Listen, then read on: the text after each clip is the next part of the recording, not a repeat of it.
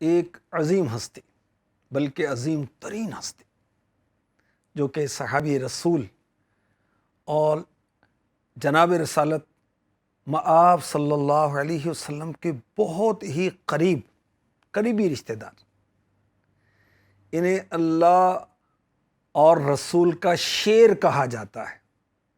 جی ہاں، یہ ہستی ہیں حضرت سیدنا حمزہ رضی اللہ تعالی عنہ، جن کا مزار پر انوار ہے مدینہ پاک میں۔ کس مقام پر؟ احد کے مقام پر۔ ان کے قبول اسلام کا واقعہ بڑا خون گرما دینے والا ہے۔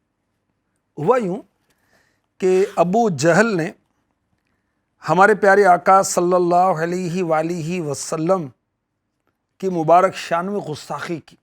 ابھی یہ مسلمان نہیں ہوئے تھے، تو جوش و غضب میں آپ ابو جہل کے پاس جا کر اس کے سر پر زور سے اپنی کمان ماری، اس کا سر پھاڑ دیا۔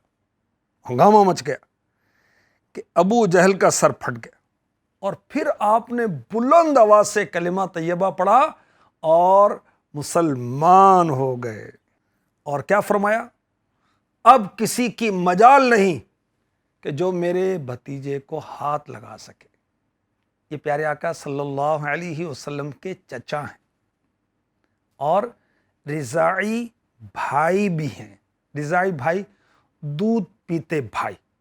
حضرت سیداتنا ثویبہ رضی اللہ تعالی عنہا کا دودھ میرے آقا علیہ الصلوۃ والسلام نے نوش فرمایا، انہی کا دودھ حضرت حمزہ رضی اللہ تعالی عنہ نے بھی پیا، اور عمروں میں کتنا فرق تھا؟ 2-4 سال کا۔ تو حضرت سیدنا امیر حمزہ رضی اللہ تعالی عنہ غزوہ احد میں شہید ہوئے۔ بہت بہادر، دونوں ہاتھوں سے تلوار چلاتے تھے، اور انہیں شہادت کے بعد فرشتوں نے غسل دیا۔ سبحان اللہ۔ ایک بزرگ کہتے ہیں، ان کا نام ہے شیخ محمود کردی شیخانی، کہ میں امیر حمزہ رضی اللہ تعالی عنہ کے مزار پر انوار پر حاضر ہوا تو قبر منور کے اندر سے بلند آواز سے سلام کا جواب آیا۔ انہوں نے سلام کیا تو امیر حمزہ رضی اللہ تعالی عنہ نے بلند آواز سے سلام کا جواب دیا۔ فرمایا، اے شیخ محمود، اپنے لڑکے کا نام میرے نام پر حمزہ رکھنا۔ جب خداوند کریم نے شیخ محمود کردی شیخانی رحمۃ اللہ علیہ کو بیٹا عطا فرمائے تو انہوں نے حمزہ نام رکھا۔ حمزہ کا مطلب ہے شیر۔ تو اللہ والے قبروں میں زندہ ہوتے ہیں اور دل کی بات بھی جان لیتے ہیں۔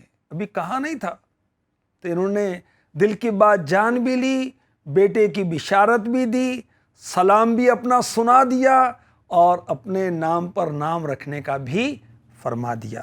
اللہ تبارک و تعالیٰ کی ان پر رحمت ہو اور ان کے صدقے ہماری بے حساب بخشش ہو۔ آمین۔